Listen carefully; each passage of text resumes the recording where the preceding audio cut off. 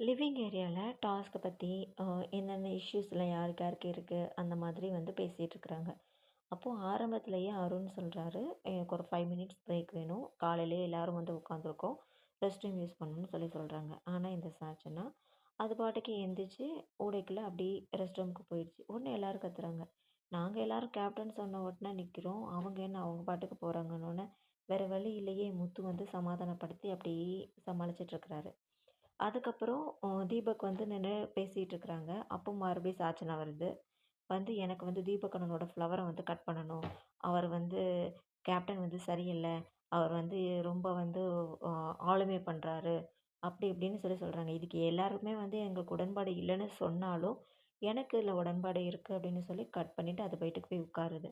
சரி இனியாவது அமைதியா உட்காந்துருக்கும்னு பார்த்தா, ஒரு 2 நிமிஷம் உட்காருது. தீபக் அண்ணா பேச ஆரம்பிச்ச உடனேயே மறுபடியும் எந்திரிச்சு கிச்சனுக்கு போது.